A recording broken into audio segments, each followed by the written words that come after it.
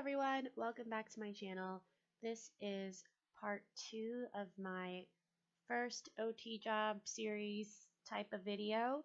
I will link the part 1 video down below if you're interested in hearing about my job search process and what that experience has been like, along with some tips and tricks that I found to be useful reflecting on my first experience.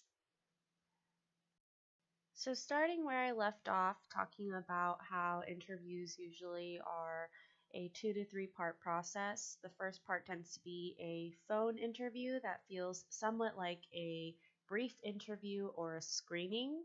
And then if they like what they hear, then they usually call you in for a in-person interview. Some places just start with the in-person interview, so this might be your part 1. And the first interview is usually more about your resume, your experiences, the right fit between that job and you, and vice versa. And then you can start talking about money during the follow up.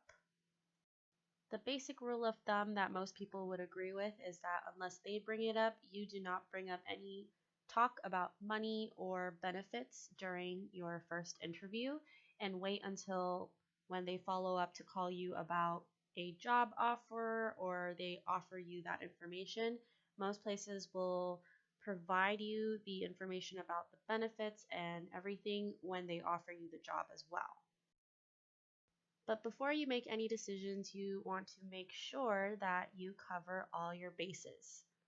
So when I started looking for a job, I had no idea how 401ks worked, how benefits worked, what I should be looking for, honestly, just because I had no experience prior to that. So I learned a lot just kind of going through this process over and over again with different job offers.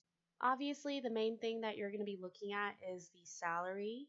And think about if you are being paid hourly versus salary, because hourly can look very different from a year's worth of a salary.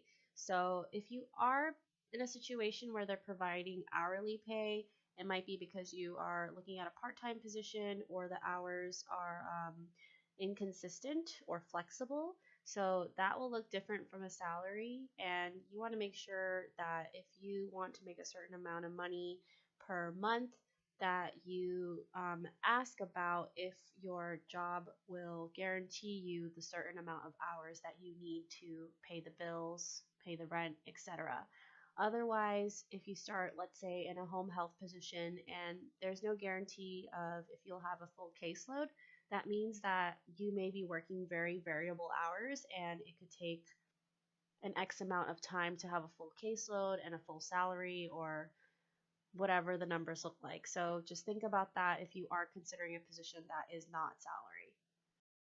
I think a salary is a nice benefit, especially because it is more consistent and you just are guaranteed a certain amount of money for whatever amount of hours you work. Some other things you should consider are the additional benefits, such as CEU reimbursement. So that would be if they provide any services to compensate you or provide you with any continuing education units.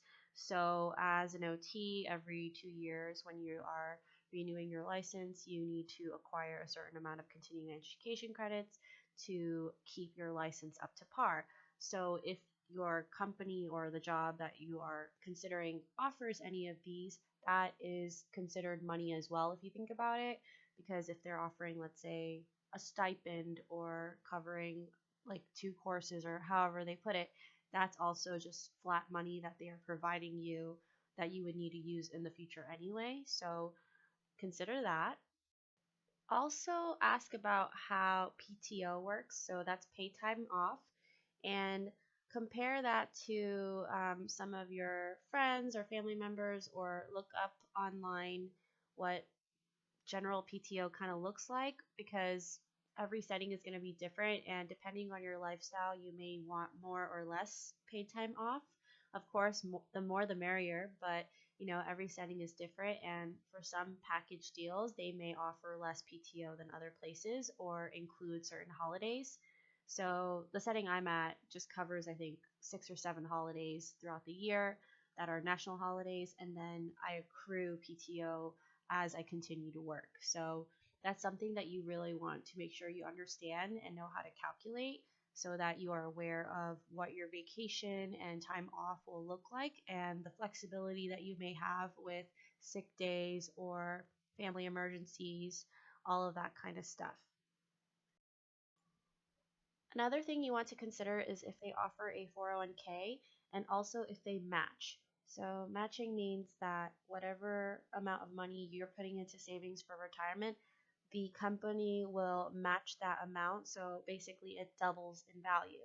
So, you really want to know how much they're willing to match because a 401k plan alone would really just be you depositing money monthly out of your paycheck pre taxes, and it wouldn't accrue as much of a savings if you don't have a matching option. So that's something to consider as well if that's important to you to save in the long run. Last but not least is medical insurance. Medical insurance can be really costly. So if you have your own through a spouse or family member or through other means and you don't plan on taking the one that your job offers, then that's fine because it won't be a defining factor in taking the job. But if you do plan on taking it, consider how many benefits it has. Does it cover dental, or what is the amount of deductible, or all of those benefits? You want to look over the package really well to see if it's a decent plan and if it offers what you need. If you look at basic insurance plans and you are trying to insure yourself because your job doesn't offer you insurance, you're looking at least $300 a month if you are a single person and you just start working. So these are all important things to consider and calculate to weigh the pros and cons and really break down how much money, you would be making and include those benefits in there as well because that really does add up too. Another thing you want to consider is the distance that you have to drive or commute. Commuting can be very tiring, so that's something to consider.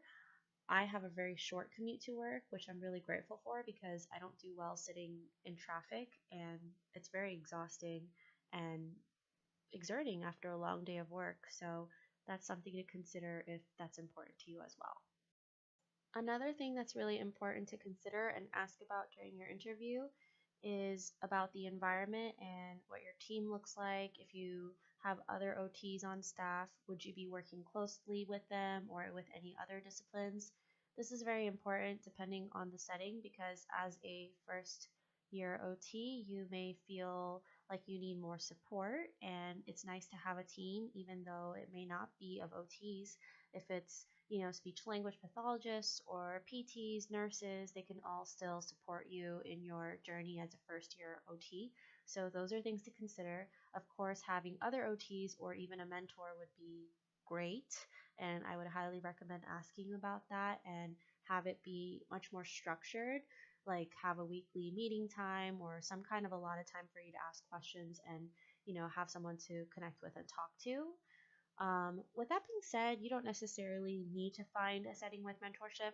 I say this because I think mentorship is really important and very valuable, but a lot of settings don't offer it, and that's just the reality of it. A lot of settings won't have another OT on staff, or you won't always be working with this OT, or you won't have really, really structured time with them, and that's okay. I think that it seems really scary to go into a job without it because, at least through my schooling and program, everyone told me look for mentorship, and that was ingrained in me while I was looking for jobs. But once I looked at the jobs, I realized, you know what, mentorship is actually kind of scarce, which is kind of sad and disappointing. But starting the job and having a boss who is supportive, a director of rehab, or whoever, supportive people, that's the important part. Whether they're an OT or not, at least someone you can talk to. And if that's the case and you feel comfortable with that and the learning curve, I think you'll be fine. No matter what your first setting is like, there's going to be a learning curve just because you're a new OT, just because the experience and the environment, it's a big transition. But with that being said, if you really kind of work your way through a checklist of things that you want to consider, like everything we discussed in this video, then you'll have a really good idea of what you're stepping into. I digressed a little, so I'm going to go back to the interview process. So once you get a call back saying, hey, we're offering you the job, we really like you, woohoo, then they're going to likely offer you a certain amount for salary with benefits, all of the above, or they're going to ask you, what kind of salary are you looking for, kind of thing. So you have to be somewhat prepared to answer these really uncomfortable questions. But something I want you to keep in mind is that the more comfortable you act and the more casual this conversation is, the easier it is for both sides to communicate the topic of money. So don't make yourself feel awkward or don't make the situation more awkward than it has to be. My best piece of advice to you is to normalize the negotiation process as much as possible and treat it like any other part of your interview process or like any of your other generic questions that you asked. Most likely, they're going to offer you a certain amount and ask you what it sounds like, what you think about it, and it is completely 100% okay to ask for more time to consider it. I don't think that you should take any job right on the spot unless you feel like it is 200% what you wanted to the T. And that is highly unlikely, but if that happens, then sure, you're like, this is the perfect job, then great. But I think there's always room to negotiate, even as a new grad. And for me, I personally like to think about and sleep on big decision making. And it just helps me kind of, get my thoughts together and figure out how I feel about what, this and that. And with jobs, I feel like almost everyone would recommend that you say, oh, I need a couple of days to think about it. Like, when can I get back to you by? If you have other jobs that you're waiting on or will get back to you soon, then that's also a good reason to hold off or ask for more time so that you can consider the benefits of the whole package for multiple positions that you have the opportunity to accept or deny. So those are all things to consider. I want to talk about salary because I know that's really important to a lot of you. And also, I remember thinking, how do I know how much I'm worth as a new OT? And that was a struggle for me because every setting is different, every job is different. Depending on where you work, it's different. So, yeah, you can look up rates for how much a OT makes on, a median average in, I don't know, the state of California, for example. But it can really range. So I think the rule of thumb at this point is figure out based on your professors or, your supervisors, if you're comfortable asking, or any OT that um, where their kind of like starting salary or expected salary was at. So for me right now, for the year 2018, it's around 70 to 75,000 depending on the state you live in. And of course, depending on the setting and the job position, that is going to look higher or lower. I'll tell you this right off the bat. If you're interested in hand therapy or working in a skilled nursing facility or in home health, you're going to make more money on average. And home health is going to be a lot more, it's a contract position. So you really work for yourself unless you work under a company, but you're still an individual who's providing services to, different homes or within a certain county. So it looks very different from a standard salary position at a hospital or a private clinic. The most well-paying OT job, based on my knowledge, is in travel OT, and that's exactly what it sounds like. You would be under 6 month to 1 year contracts, maybe 2 years, and you'll be relocated to different places depending on the need. And if you don't have any strings attached to anyone or anything, and you're interested in moving about, going to different sites and locations, that's a really good idea, and I think experience that a lot of people probably don't get because either they're not open to moving that often, or they have other responsibilities such as family members or, ties to a certain area. But if that is an option that you're interested in, you would be making really good money as well. I've noticed for a lot of private clinics and hospital settings, you tend to get paid less. And I think the reason behind that is that a clinic, if it's a private clinic, it's just smaller and they have less money that's flowing in and out. But for hospitals, I think what it is as a new OT, they will start you off at a lower salary because you can work your way up as you gain more experience.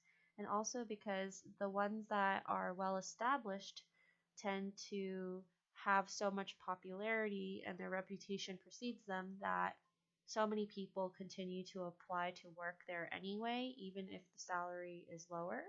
It also really depends on where you live. If you live in a more rural area or you're willing to move to a more rural area, you have a really high likelihood of finding a place that has mentorship and is offering loan reimbursement, sign on bonuses, all of the above, because not that many people live in that area and they need OTs and other healthcare professionals. So, if you're willing to move and relocate, again, those are really great benefits that you should look into because a lot of places will offer even up to $20,000 worth of loan reimbursement or a sign on bonus. So, look into that and consider those options if they are applicable to you. If you're like me and you live in a major city, it might be more challenging to find jobs because the competition and the saturation will be really high, especially if you're in a city like Los Angeles, for example. So you might have to broaden the search pool of where you're looking and how far you're willing to drive. For negotiating, I've been told by multiple people to stay under $5,000 for the range of negotiation. I don't know if there is truth to that or if other people have done it differently, but I think it really comes down to your level of comfort and how much you feel comfortable asking for if you are negotiating.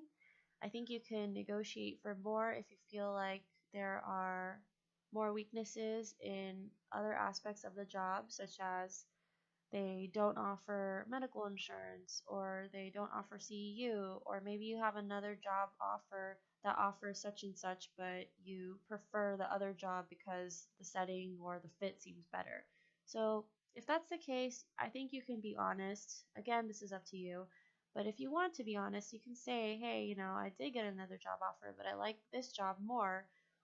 But they offer, a higher salary or more benefits. What can you do to match that? Or is there any wiggle room for the salary?